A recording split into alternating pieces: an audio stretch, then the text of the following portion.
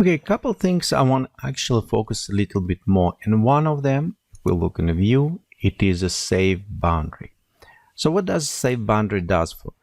It is when you're creating your work. Okay, let's go to zoom out. You can see right here when enable, we have this gray area. And what's happening, it is a little bit safe area, usually boundary, a little bit larger than your canvas size.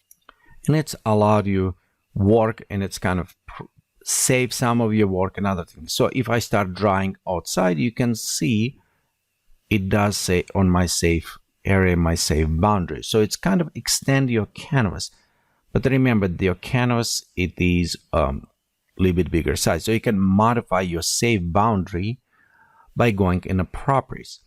On this case, if we're going in edit and we'll go preference, inside the preference right on the bottom, we have it save boundary. So right here, we can enable visible, invisible, and also we can say what is size of this currently save boundary 10% of my canvas, and its opacity set to 20%.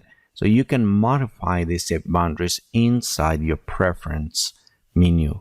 Again, you maybe not necessarily always want to use it, but just in case if you want it, and when you work, for example, with the Vicom planchette or on the iPad or other areas, you maybe want to enable the save boundary just in case for your canvas as you're working along.